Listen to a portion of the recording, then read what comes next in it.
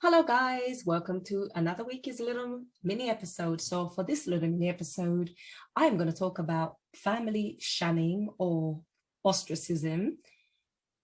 Yeah, or basically rejection. So I see family shunning or ostracism is a form of insidious rejection. That's right, I've said it is a form of insidious rejection. Okay. The feeling of rejection hurts us deeply as it erodes our self esteem and crumbles the very foundations of feelings of belonging. That's right.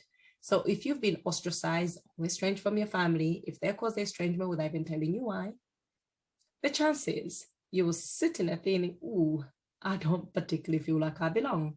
And who can blame you? You're not weak, you're not emotionally um, like completely and utterly crazy. It's normal to feel unsettled after going through a family estrangement.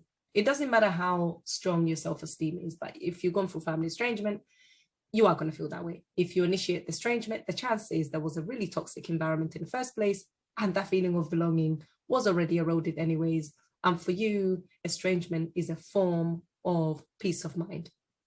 Or maybe now you're trying to come to terms with estrangement because maybe your mom or your dad or your brother or your sister, they have a particular spouse that you just don't seem, they don't get on with you, and now it's put so much tension in that relationship to the point that you don't know, you no longer recognize the person. Yes, sometime in estrangement we don't know, we're no longer recognizing the people that we're familiar with, and that's the reality of it. So this feeling of not feeling like belonging is perfectly normal, as in prehistoric times when we lived in smaller, I guess, nomadic communities, being ostracized or being shunned away um, from that community could have meant a literal death, as in you're no longer protected, you've been ostracized from this community, now you have to fend for yourself in the wild, you're left exposed. So I could imagine back then that would have literally, estrangement would have been life and death, essentially. But now we're not really in that same capacity. But sometimes the perceived estrangement that we go through, the nuances of toxic dynamics and relationships and communication, it can kind of leave us in a survival mode all the time, right? And it's not normal to live in that fight and flight. What I mean survival mode, I mean fight or flight mode. That's not normal either. You don't want to live in that. It literally kills you. No, literally, those chemical hormones that pass in your body, they'll kill you. So take it easy on yourself, right? Your survival pretty much depended on you being a part of a community. On a neurological level, our prehistoric brains haven't really changed much and still perceive this as a threat. That's right. Your brain still perceive being estranged, ostracized, shunned as a threat to your very survival, right? I think they call this the lizard brain. Correct me if I'm wrong, but it's definitely the lizard brain. I love neuroscience. I did psychology many years ago for my degree, and I took a particular interest in neuroscience. So I love everything to do with the brain, like everything to do with the brain. I sit there and read about brain and how it works. That's why I just love human behavior. I love watching people. I love studying people. I love studying myself. I'm not saying I'm a people watcher, no. I just mean I love to understand deeply who we are based on the neurons and the synapses in our brain and the chemicals in our bodies. Like that is what makes us us. And if we can tap into that, we can also tap into how to overcome certain challenges. Right? I hope you get that. Anyway, so I'm going back to, on a neurological level, our prehistoric brains haven't really changed much and still perceive some form of ostracism, threat, estrangement as a threat, even though we are perfectly comfortable in our own homes as a part of a wider society. Now, I'm sitting in my sitting room and living in London, part of a wider society. I am not in a physical danger. I have my children, I have my husband. But outside of that, there's another aspect to me that's estranged from family members. but it's not causing me physical, because it's not causing me like a physical threat, in a sense of that if I'm not attached to that family, I won't be able to eat, I won't be able to survive. Quite on the contrary, no. I am working, my husband's working. So between all of us, we're able to provide for ourselves. We are able to be fine. However, what it is missing, it is those long time family barbecues, family gathering, that sense of belonging. But again, that sense of belonging doesn't have to come because you're attached.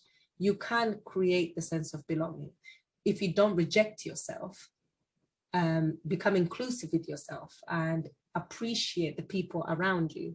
So for me, I have a deep appreciation for the relationship that I've made over the years. I've got good girls, I call them my girlfriends, my chicks, my friends, my sisters in spirit, right? I have amazing friends, and I'm forever grateful about that. I don't think there goes a day, at least I don't think it's ever gone 2-3 days max without me communicating with my friends. And for that, I appreciate. My husband's here, my children are here. So to some degree, I'm blessed. I am really, really blessed, because I'm also aware that sometimes when you are estranged, you might be estranged from everyone. It means that if you've got adult children and you're estranged for them, and then the other family members, that might not be so good. But if you've got friends, sometimes we can focus on what we don't have other than focusing on what we do have. So you might be estranged from your family, but if you have amazing friends, appreciate them. Just remind them, call them, pause this episode and say, you know what? I really appreciate our friendship. If I haven't told you this in the past, I'm telling you now, I really, really appreciate our friendship. Matter of fact, as much if your friends are aware that you're estranged from their family, just say to some degree, I know I'm estranged from my family and you guys are aware, but in some ways, I've almost seen you guys as my family. If you have that person in your life, tell them. Don't be scared. Okay, so going back.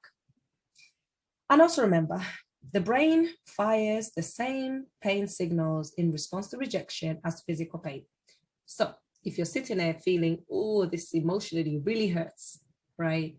Now remember, when you're feeling that way, there's a chemical things happening in your mind, in your brain. And in similar way, when you stub your toe on something, or you shut your door on a cupboard, you shut your finger on a cupboard door, the brain registers that physical pain. You can best believe you also registers emotional pain, right? So you say, well, Mariam, what is the solution? If I'm sitting here and I'm feeling all this pain, emotional pain based on being based on rejection, what am I supposed to do? When I wake up in the morning, I feel angry. When I think about this people, I feel really, really angry. And as much as I hate feeling that way, but I'm really justified. And you are justified. I'm not trying to take that away from you, because heck, it's not easy. But remember, sometimes when you're holding on to all that emotional toxicity, what is it doing to you? Sometimes you just have to ask yourself, like, okay, is it worth it, me feeling like this? Is it worth it? Can I just let it go? But then you might be wondering, how am I going to do that? Okay. So for me, I'll say number one, it is important to remind yourself that just because you've been shunned, it doesn't mean that you're doomed in a wilderness all by yourself, although you can feel that way. So you have to tell your mind that, oh yeah, I'm estranged, but I'm not in a wilderness. There's no hungry pack of lions. There's no dinosaurs. There's no things that are going to creep out of the bushes and get me. Number one, but you have to tell your brain that. You think that's going to be very obvious to the brain. No, it's not. Your brain, its main aim is for your survival, whatever that looks like, whatever is decoded in your mind. So you have to give your brain clear and direct instructions that I am safe.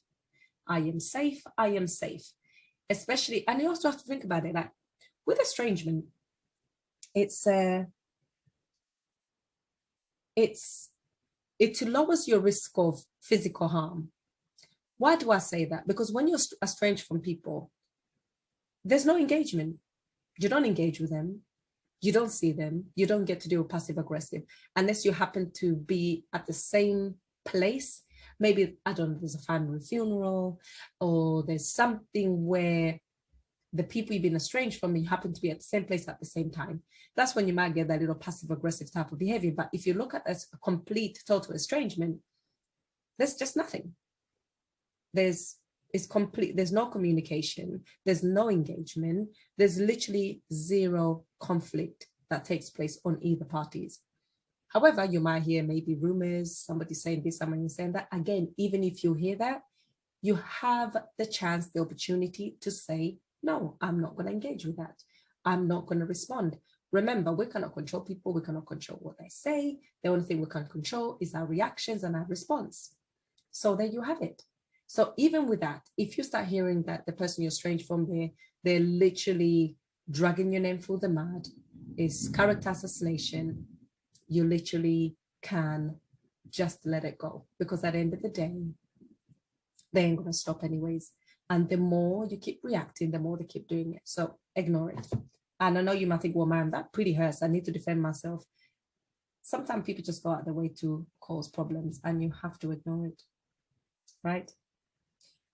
Most importantly, it is not death sentence, but more of a mental anguish. So when you go through estrangement or being shunned or ostracized, it is a mental anguish, but it's not literal death. And just remember, with the mental anguish, if it's something in the mind, learn how our mind works to understand how to come out to deal with these things. Life is going to happen. So this is where you have to start building your resilience. Yes, I said it, resilience. 2, as hard as it may be, focus on your positive positive attributes and work on building you. That's right. Work on building you. I can't not emphasize this enough. I know when we're caught in that mental rut, it's easy for us to be there and just feel sorry for ourselves, etc., etc. But listen, that's not doing you any favors. Another thing that I definitely recommend is positive affirmations. Is definitely great for this. When it comes to building you, start with those positive affirmations. Simply start with, I am enough. I'm just going to repeat that one more time. I am enough. Now, it sounds very simple, and I'm reducing it to something very, very simple, but it's effective. Write it everywhere. See it first thing you wake up in the morning. Just write it on your mirror, put it by your bedside. I'm enough, I'm enough. Eventually, I think the brain will get the idea that you're enough. Say this to yourself every day. Write it everywhere in your home. Make sure it is the first thing you see when you open your eyes after waking up in the morning, and make sure it's the last thing you see before you close your eyes. And also, don't forget to do a little meditation. That goes a long way. Meditation is literally, if I could give anybody a gift, I give the gift of meditation. Number 3, remember, we have the tendencies to lean towards negativity in our mind. It is almost like our default settings. Those ants, yes, ants, I call them ants, automatic negative thoughts, aka ants, are not correct. But when you are in the midst of feeling rejected or ostracized, or maybe you've become estranged because of just toxic environment, those ants get bigger and bigger, really big, and become more believable. So those negative thoughts, those negative thinking, those negative voices in our mind, they literally become amplified. Just like as I'm recording this podcast, the thunder's getting louder and the rain now is a lot heavier. So I'm sure you can pick up the thunder in the background. If you can't, great. But if you can, it's because there's thunder outside. Okay. So just remember, if you're finding yourself dealing with estrangement and now you feel like you're feeling a bit more negative, you're feeling quite down, and you don't even know why you're feeling down, check your internal dialogue. Check the kind of conversation you're having internally with yourself. Right. Pay close attention to the dialogue you're having with yourself. As I said, this would allow you to spot the ants, right? This would allow you to spot the ants, the automatic negative thoughts, right? Just because others have rejected you, or you've had to, put a distance and reject them because somewhere along the lines, the dialogue with them, the communication with them, being in touch with them was always enmeshed in enmeshed in a very toxic way, yeah, just because that you've gone through that, it doesn't mean that now you reject yourself. One of the worst things you can do is reject yourself. This will birth different types of problems. So don't reject yourself. This is the time to actually embrace yourself. If you have close friends, reach out and talk. Don't suffer in silence. I say this because at this point, all you may want to do is withdraw from everyone and everything. As tempting as it may sound, do not do it. Don't do it. Just don't. Withdrawing would not help you. If anything, it will find confirmation bias as to why you deserve this suffering and thus feeding those ants. So remember that. Okay. Anyway, this is all for today's episode, and can't wait to catch up with you guys next week again. All right, take care. I'm sorry about the thunderstorm in the background.